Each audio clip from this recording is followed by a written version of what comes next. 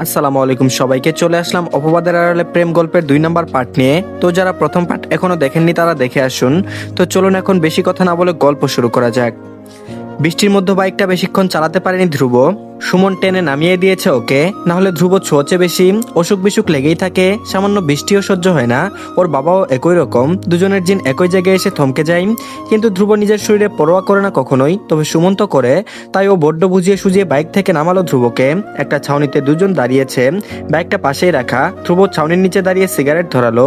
সুমন পাশ থেকে কিছুটা ভয় ভয় নিয়ে বলল, ভাই আজকে বিকেলের মধ্যেই অলরেডি 7টা হয়ে গেছে, এবার থামো প্লিজ। ধ্রুব সিগারেট মুখে নিয়ে হাসলো, আবার ওই বিশ্রী ভাবলেশীন হাসি। সুমন ওই হাসি দেখে গুটিয়ে গেল। ধ্রুব সিগারেটের ধোঁয়া মাথা উঁচু করে উপরের দিকে ছেড়ে দিল, তারপর বলল, তোর সমস্যা হলে তুই চলে যা, বিরক্ত করবি না আমাকে। সুমন আর কথা বাড়ালো না। ও ধ্রুবকে এই অবস্থায় এখানে রেখে কিছুতেই যাবে না। ধ্রুব এটা নিজেও জানে, তাই সুমন চুপচাপ দেখতে লাগলো ধ্রুবকে, ধ্রুবর হাতের আঙ্গুলের ফাঁকে পড়ে থাকা সিগারেটকে। আচমকা এক পশলা বৃষ্টির মতোই কোথা থেকে দৌড়ে অদিতি এদিকেই আসছে। সুমন সবার আগে দেখলো অদিতিকে। অদিতি মাথায় ব্যাগ নিয়ে নিজের মাথাটা ঢেকে দৌড়াচ্ছে ছাউনির দিকে। সুমন অস্ফুট স্বরে জিজ্ঞেস করলো, ভাই ভাবি? ধ্রুব হেলায় তাকালো সামনে। অদিতি দৌড়াচ্ছে, ওর পা দুটো বৃষ্টির পানি ছুঁয়ে ছুঁয়ে যাচ্ছে। মসৃণ পায়ের আঘাতে রাস্তায় জমে থাকা বৃষ্টির পানি ছলকে উঠছে, ভিজে যাচ্ছে অদিতির মসৃণ পা, কাদা মাখা জলে। এই বৃষ্টির মধ্যে পায়জামা একটু তুলে দৌড়াচ্ছে, তারপরও পায়জামার নিচে কাদা লেগে গেছে। ধ্রুব সিগারেট খেতে খেতে দেখছে সব। অদিতি দৌড়ে এসে ছাউনির নিচে ততক্ষণে দাঁড়িয়েছে। ধ্রুব ওর পাশে দাঁড়ালো। অদিতি তখনও ধ্রুবকে খেয়াল করেনি। অদিতি মাথার উপর থেকে ব্যাগ নামিয়ে ব্যাগটা কাঁধে ঝুলিয়ে গায়ের জামা থেকে পানি ছাড়ার চেষ্টা করছে। ততক্ষণে ধ্রুব চোখ সরিয়ে নিয়েছে অদিতির থেকে। ও নিজের মতো করে আনমনে সিগারেট খাচ্ছে। জামা ঝাড়তে ঝাড়তে হঠাৎ অদিতির চোখ গেল পাশে। ধ্রুব দাঁড়িয়ে, ধ্রুব ইয়ামিন ওর পাশেই নিজের মতো করে সিগারেট খাচ্ছে, আশপাশ সম্পর্কে সম্পূর্ণ উদাসীন। অদিতি আটকে উঠল। ওর চোখে ভাসছে আজকের দুপুরের ঘটনা, কিভাবে নরপিশাচের মতো পিটিয়েছে ওসব ছেলেদের। অদিতি ঢুক গিলে ব্যাগটা নিজের সঙ্গে আরো ভালো করে চেপে ধরে একটু সরে দাঁড়ালো পাশে। ধ্রুব সিগারেট খেতে খেতে ফিক করে হাসলো, যাকে বলে তাচ্ছিল্যর হাসি। হয়তো লক্ষ্য করেছে অদিতি ওকে ভয় পাচ্ছে, গুটিয়ে নিচ্ছে নিজেকে ওর থেকে। ধ্রুব কিছুই বলল না, শুধু একটু হেসে আবারও আগের মতো নির্বিঘ্নে সিগারেট ফুঁকতে লাগলো। সুমন পাশ থেকে কথা বলার জন্য উসখুস করছিল, ও নিজেকে দমাতে না পেরে বলেই ফেললো শেষমেশ, ভাবি এই বৃষ্টির মধ্যে কোথায় গেছিলেন? আবারও ভাবি ডাকায় অদিতির মুখের রং ফ্যাকাশে হয়ে গেল। ও চোরা চোখে ধ্রুবর দিকে তাকালো। হয়তো আশা করেছিল ধ্রুব মানা করবে, কিন্তু ধ্রুব তেমন কিছুই করলো না। ও তখনও উদাসীন। সুমন অদিতির এমন অস্বস্তিকর তাকানো দেখে নিজেই বুঝে নিল। ও দ্রুত নিজেকে শুধরে বলল, সরি নট ভাবি, অনলি অদিতি। এখন বলেন কোথায় ছিলেন এই বৃষ্টিতে? অদিতি জড়সড় ভাবে দাঁড়িয়ে ছোট করে বলল, টিউশনি করাতে গিয়েছিলাম। সুমন অবাক হলো আর বলল, এত বৃষ্টিতে? অদিতি উত্তর দিল না, মলিন হেসে চুপ করে দাঁড়িয়ে রইল। ধ্রুব এসব শুনছেও না, ও এসবে নেই। আচমকা আকাশ চিরে আলো দেখা গেল। অদিতি চমকে আকাশের দিকে তাকালো, তারপর আচমকা এক ভয়াবহ আকাশের গর্জন। অদিতি চেঁচিয়ে উঠে ছাউনির পিলার চেপে ধরলো।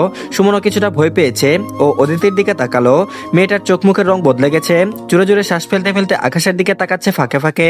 আকাশের গর্জনে ফুবিয়ে আছে অদিতির। পাশ থেকে সুমন ধ্রুবর কানের কাছে উঁচু হয়ে এসে বিড়বিড় করে বলল, ভাই ভাবি মনে হয় বৃষ্টি ভালোবাসে না, রোমান্সের খাতায় আপনার আরো 1 নম্বর কাটা। ধ্রুব এসব ফালতু কথা শুনে ভ্রুকুচকে সুমনের দিকে তাকালো। সুমন সঙ্গে সঙ্গে ঠুটে আঙুল চেপে আবারও সোজা হয়ে দাঁড়ালো। কিছুক্ষণ পর বাচাল সুমন আবারও কথা তুলে অদিতিকে জিজ্ঞেস করলো, আপনার বৃষ্টি ভালো লাগে না নাকি? ভা অদিতি। অদিতি মুখটা ফ্যাকাশে হয়ে গেল। ও আনমনে আকাশের দিকে তাকালো। আকাশে তখনও ঝড়ো বৃষ্টি, ঝুমঝুমিয়ে রাস্তায় পড়ছে বৃষ্টির ফুটা, ভীষণ সুন্দর ছন্দ তুলছে। অদিতি আনমনে শেষ দেখতে দেখতে বলে উঠলো, বৃষ্টি আমার জীবন থেকে অনেক কিছু কেড়ে নিয়েছে। বাকি কথা শেষ করতে পারে না অদিতি। তার পূর্বে ধ্রুব সিগারেট মেঝেতে ফেলে এই বৃষ্টির মধ্যে ছাউনি থেকে বেরিয়ে গেল। সুমন হতবাক, ও দৌড়ে গেল ধ্রুবর দিকে। ধ্রুব বাইক চালু করছে, ইতিমধ্যে দুজন ভিজে একাকার। সুমন বৃষ্টিতে ভিজছে, বলল, ভাই বৃষ্টিটা থামুক, আরো একটু থাকি, তুমি অসুস্থ হয়ে যাবে। ধ্রুব তাকালো, ভ্রুকুচকে চাপা সরে বলল, তুই গেলে যা, না গেলে মুড়ি খা, আমারে টানবি না সবে। ধ্রুব কথাটা বলে বাইকের ইঞ্জিন চালু করলো। সুমন আর কি বলবে, না চাইতে ওই বৃষ্টি বাদলের দিনে ধ্রুবর বাইকে চড়ে বসলো। অদিতি দেখছে ধ্রুব চলে যাচ্ছে, সম্পূর্ণ কাক ভেজা মাথার চুল লেপটে গেছে কপালে। ঝোড়ো বাতাসে ধ্রুব ইয়েমেনের গলা ঝুলানো স্টার লকেটের চেন ক্রমাগত দুলছে। সকালটা কোনো রকমে মুখে রুটি গুজে অদিতি বেরিয়ে এসেছে হোস্টেল থেকে। আজ সিটি আছে একটা, সারা জ্বরের ঘরে তেমন একটা পড়তে পারেনি, যেটুকু পড়েছে সেটুকুই মস্তিষ্কে নিয়েই বেরিয়েছে। অদিতির চোখ মুখ ক্লান্তি দুর্বলতায় রীতিমতো ভেঙে আসছে, মাথাটাও ঘোরাচ্ছে ক্রমশ। ও হেঁটেই যায় প্রতিদিন অনেকটা পথ, আজও হাঁটছে। মলিন চোখ মুখে চেয়ে আছে রাজ্যের অসুস্থতা। হঠাৎ কল এলো অদিতির ফোনে। বাটন ফোনটা ব্যাগ থেকে বের করে দেখে ওপাশে মা। অদিতি হাঁটতে হাঁটতে কলটা রিসিভ করলো, সালাম করলো। ওপাশে ফাহিমা বললেন, ও মা ভালো আছিস তুই? জ্বরটা কমেছে তোর? অদিতি দুর্বল গলায় হাসলো। মায়ের এমন আহ্লাদি গলা শুনে গলে পড়ে গেল একদম। উত্তর দিল, আগের চেয়ে একটু ভালো আছি মা। মিথ্যে কথা, এই যে অদিতির মাথা ঘুরছে, এক্ষুনি যেন লুটিয়ে পড়বে। তবুও তার মাকে গতকাল থেকে কতটা মিথ্যা বলে যাচ্ছে। ওপাশ থেকে ফাহিমার চিন্তা তাতেও কমে না। তিনি কিছুটা চিন্তিত গলায় বললেন, তোর গলা তো শুকনো লাগছে রে, আর এত আওয়াজ কোথায় তুই? অদিতি বলল, আমি রাস্তায় মা, ভার্সিটি যাচ্ছি। অদিতি হাঁটছে ফুটপাত ধরে। ফাহিমা বলল, এত জোরেও ভার্সিটি যাওয়া লাগে? ফাহিমার কপাল কুঁচকে গেল চিন্তায়। অদিতি বলল, টেস্ট আছে মা, যাওয়াটা দরকার। ফাহিমা বলল, কিন্তু। ওপাশে ফাহিমা আর কিছু বলতে না দিয়ে তুফাজ্জল ফোন কেড়ে নিলেন। অদিতি সেটা বুঝতে পেরে তাড়াহুড়ো করে সালাম করলো। তুফাজ্জল জিজ্ঞেস করলো, জ্বর যেহেতু কমেনি তাহলে এত পড়াশোনা নিয়ে আদিক্ষেতা কেন দেখাচ্ছ? হোস্টেলে শুয়ে থাকবে, তা না করে এখন রাস্তায় জ্বর নিয়ে ঘুরে বেড়ানো হচ্ছে, তাই না? অদিতি কি বলবে? তুফাজ্জল ঘুরে ফিরে পুরো ব্যাপারটা অন্যদিকে টেনে নিচ্ছে। অদিতি নিচু গলায় বলল, টেস্ট দেওয়াটা দরকার আব্বা। তুফাজ্জল হাসেন, তাচ্ছিল্য করে বললেন, ওসব বুঝি আমি যা বলে দিয়েছি তা মনে আছে তো? ভার্সিটিতে পড়াশোনাটাই যেন করো, বেলাল্লা পানায় জড়িয়ে যেও না আবার। বাপের মুখটা তো এখন উঁচু আছে, সেটা এবার চুনকালি দিয়ে বসো না যেন। টাকার পোলাপান ভালো না, ভেবে চিনতে থেকো। আবারও একই কথা, একই খুচা। অদিতি ছোট করে শ্বাস ফেলে উত্তর দিল, ঠিক আছে, জড়াবো না। ফাহিমা বলল, মেয়েটা অসুস্থ গো, এখনই এসব কি বলো? ফোনটা আমাকে দাও। ওপাশ থেকে ফাহিমা মেয়ের অস্বস্তিকর কথা ভেবে ফোন কেড়ে নিলেন তুফাজ্জলের থেকে। ফাহিমা আরো কিছুক্ষণ অদিতির সঙ্গে কথা বলে তারপর কল কাটলেন। অদিতি ফোনটা কেটে আবারও ব্যাগে রাখলো।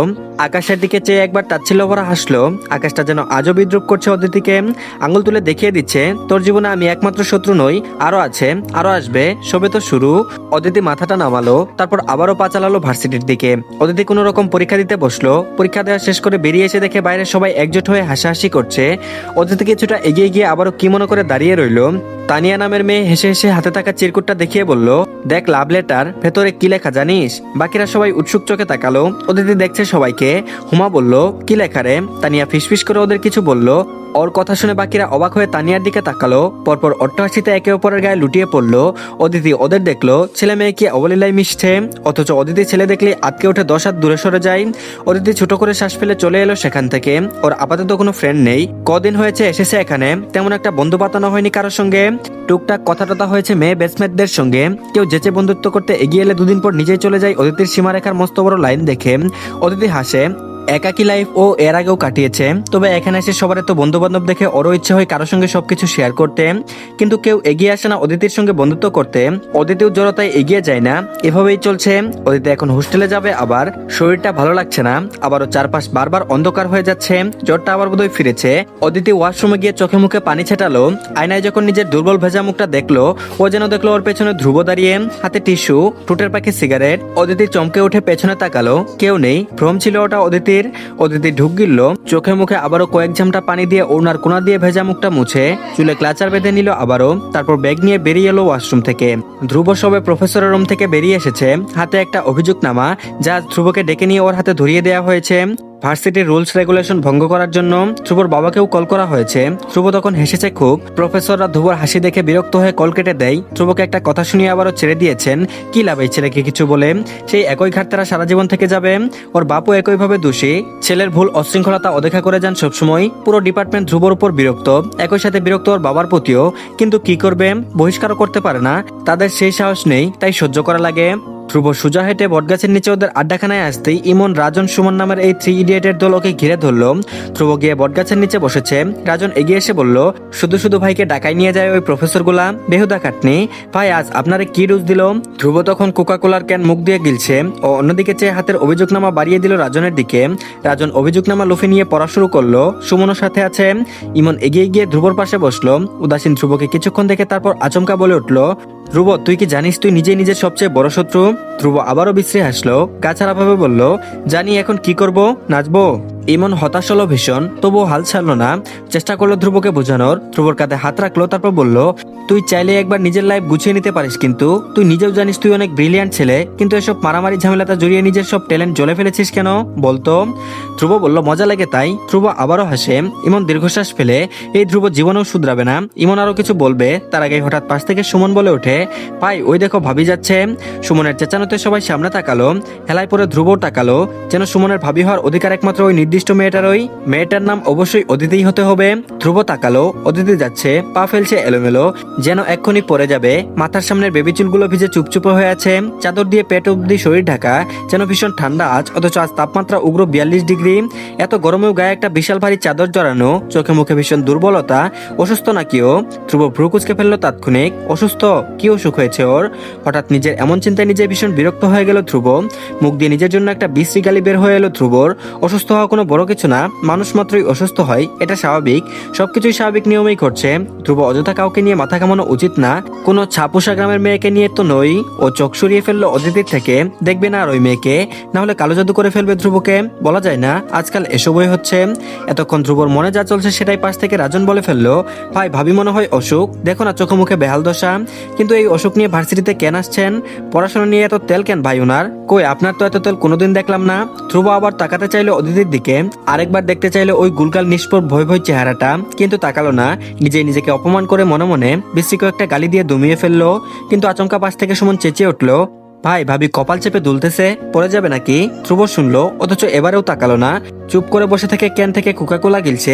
ওর মুখ ভর্তি কুক, কিন্তু গিলতে পারছে না, নিঃশ্বাস আটকে গেছে বোধ হচ্ছে। আরে আরে ভাবি পড়ে গেছে তো, বলে সুমন আতকে দ্রুত উঠে দাঁড়িয়ে গেল। ধ্রুবর সঙ্গে সঙ্গে এবার তাকালো, অদিতি রাস্তার মধ্যে পড়ে গেছে, মাথাটা ঘুরে। আশেপাশে তেমন একটা লোক না থাকায় অদিতিকে কেউ ধরতে পারেনি। কজন একটা মেয়েকে রাস্তায় পড়ে থাকতে দেখে এগিয়ে এসেছেন, অদিতিকে ঘিরে রেখেছেন কজন ছাত্রছাত্রী। ধ্রুব আচমকা দাঁড়িয়ে গেল, কিছুক্ষণ ওভাবে দাঁড়িয়ে থাকলো। ইমন পাশ থেকে ধ্রুবকে এত অশান্ত হতে দেখে কাঁধে হাত রাখলো। ধ্রুব আগাবে কি আগাবে না ভাবতে লাগলো, পরে ভাবলো দরকার কি, আছেই তো মানুষ, ধরেছে ওকে, ওর সেখানে যাওয়ার কোনো দরকার নেই। দরকার ছাড়া ধ্রুব ইয়ামিন কি কোনো কাজ করে কখনো। ধ্রুব ইগো দেখিয়ে আবারও বসে গেল নিজের জায়গায়, বসে আবারও কুকের ক্যানে মুখ লাগালো। তো ধন্যবাদ সবাইকে, এই পার্টটি এই পর্যন্তই, পরবর্তী পার্টও দিয়ে দেওয়া হয়েছে, সবাই দেখে নেবেন। আর সবাই প্লিজ ভিডিওতে একটা লাইক দিয়ে দিন, আর চ্যানেলটিকে সাবস্ক্রাইব করে দিন। ভালো থাকবেন সবাই, আল্লাহ হাফেজ।